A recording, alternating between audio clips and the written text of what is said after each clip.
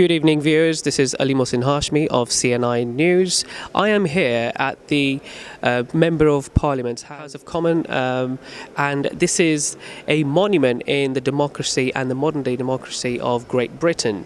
The reason why we are here today is there is actually a strategic meeting that's been actually organised by His Excellency High Commissioner Ibn Abbas, High Commissioner of Pakistan to the UK, and Speaker of Pakistani Assembly, S.Ayaz Sadiq, is expected to be here today. The reason for this meeting is to actually talk about Kashmir issue and the issue that involves India applying and conducting atrocities and human rights violations in occupied part of Kashmir. We will be talking to S.Ayaz Sadiq. We will be covering the wider debate, and we will be reporting from the meeting room, which is right behind me. So please stay tuned, and we will be talking to S.Ayaz Sadiq and some of the Member of Parliament as well. So firstly, welcome to the UK. What we're interested in is talking about how your visit in Turkey, which you actually had huge support. Can you talk about a little bit about the domestics, in particular Turkey issue? I was in Turkey for the meeting of the Parliamentary Union of Islamic Countries Speakers Conference. And over there I had raised the issue of the atrocities taking place in Kashmir, the people who have passed away or who have been murdered with these pellet guns, and the ones who have lost their eyesight. We did have a video slide show also there, which was presented to all members, and a unanimous resolution was adopted where condemning India, not only condemning India, but urging them to let United Nations and other neutral countries or organizations to visit occupied Kashmir and see what is happening, and to meet the people over there who have lost their family members, who have been murdered because of these. You briefly mentioned the OIC resolution that was passed, where a delegation has been demanded to actually go and investigate the human rights violations. Can you talk about how that's going to be carried out in terms of logistics terms? Well, at least we are going to try. We are going to make our effort that the delegation is sent over there.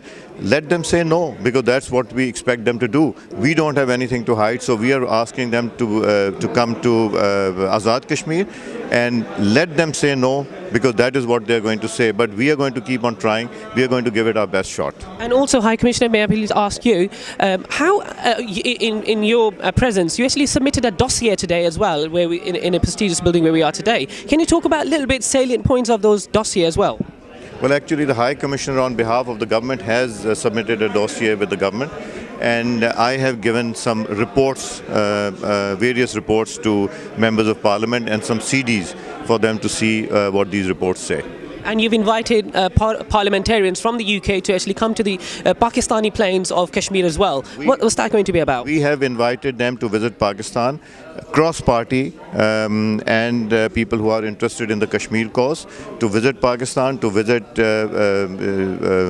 Kashmir, and to go onto the occupied Kashmir territory also after that. Finally, sir, in the wake of Brexit, sir, how are you going to combat economic war that Britain's going to have with India, the collaboration?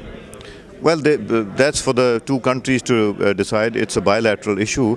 But I think what UK needs to do is to put their house in order for the Brexit issue that's taking place here. But that's local politics. But let them have good relations. But we are urging all the participants here today are going to write, especially the Lords and the MPs are going to write to the British Prime Minister on her visit to India. She should raise the issue of Kashmir. Thank you very much, sir. Thank you. Viewers, you actually just viewed and heard the views of Speaker National Assembly Pakistan, who's actually here on his strategic visit in the UK, where he's actually lobbying with the parliamentarians. He's actually talking with the individuals of House of Lords, and the whole purpose of his visit in the UK is to actually talk about and raise awareness of the Kashmir issue, and in particular the human rights violations over the last 110 days or so, which are being carried out in occupied occupied part of Indian Kashmir.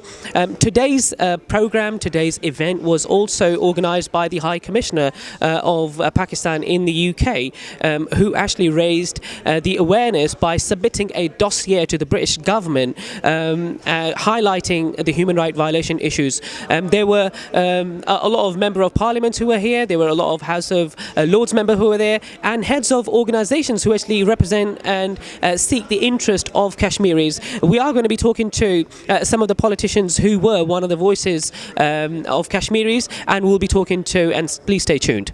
I have here with me the chair for today's event, and also the Member of Parliament, Right Honourable Yasmin Qureshi. Firstly, a fantastic event. How did you put it all together? Well, it was a great event with a lot of parliamentarians attending, and it was a pleasure to host S.Ayaz Sadiq, the Speaker of the Pakistan National Assembly. He gave us a very good and helpful insight into the situation in Kashmir, especially the human rights violation, and of course the issue of our self-determination. As you probably heard, we promised that we will be contacting our Prime Minister, telling her about what is happening in Kashmir, and hoping very much that when she goes to India next year to meet Mr. Modi, the Indian Prime Minister, that she will raise the issue of Kashmir and the human rights violation, because until India is engaged in this matter, I can't see any way forward. So our job is to speak to our Foreign Secretary, to persuade our politicians and our government to take up the issue of Kashmir. How do you feel Theresa May, who's visiting next month, actually going to India, how do you think she's going to deal with the pressure of human rights violations that the voice is being raised within our parliament, and secondly the Brexit economic pressure, because Britain is about to sign a very large commercial deal with India? Well, that's always been the biggest challenge, isn't it? Is because India is a country of more than 1 billion population. It's one of the biggest commercial economies in the world, and everybody wants to tap into the Indian commercial market.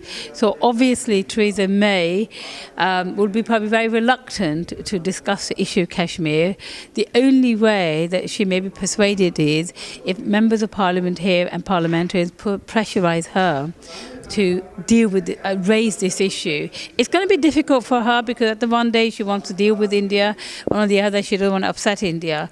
I'm hoping that she will somehow raise this issue.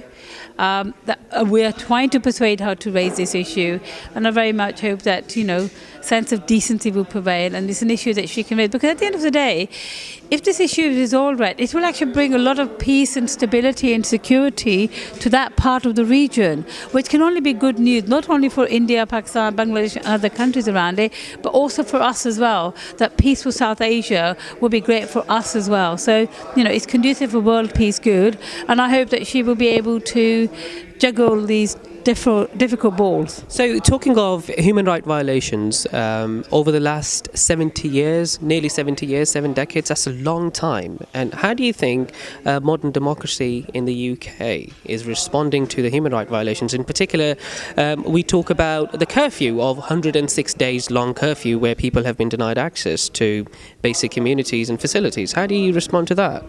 Well, of course, any violations of human rights is wrong, and I'm afraid to say that somehow in our media here, the Kashmir one is being ignored, because they've got Syria and other places. And of course, it's probably not in our media's agenda to talk about Kashmir. They're more concerned about what's happening. And I suppose the situation in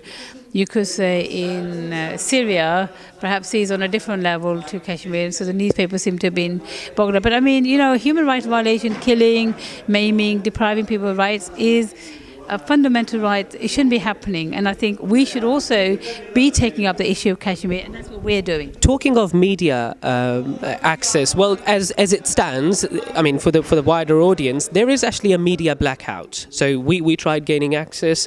Amnesty International tried gaining access for humanitarian support and Human Rights Watch. There is absolutely no access into occupied part of Kashmir. How do you feel that this is, in modern day world, can actually go on and no one actually questions anything, whilst on the other hand in Syria any type of human rights violations or even a sign of human rights violation which is in contradiction to Geneva Convention would actually be raised on very high platforms? Well, yes, but this is where we need to get the governments of the international community to move on it, and that means many governments having to ask India to allow the situation to be looked at, to allow the international community to come in. For example, the UNHRC, wanted to go and visit. They've been denied visit. And I think the only way is try to persuade them to do so. But it's a powerful country. Finally, are you satisfied with the progress that Pakistani government is making, given the circumstances? Well, there's been a lot of visitors from Pakistan government here. There's been the special envoy, the speaker and others. And they're certainly trying to lobby the members of parliament here. And so from what I can see, all the politicians and the political parties, they are trying to talk to people here. So I suppose they're making their efforts. Well, thank you very much, Yasmin. I'll let you carry on. I know there are people waiting. Viewers, you heard a Right Honourable Member of Parliament, Yasmin Qureshi, was talking about the government of Pakistan so far has been making progress in waking up the international community, and today was an episode of that. How far this struggle goes, only time will tell, but our best wishes and hopes that Kashmiris will one day get the justice. Speaker National Assembly from Pakistan, who is on his special visit here in London, has expressed government of Pakistan's concern over Kashmir and the wider human rights violations being carried out by Indian Army.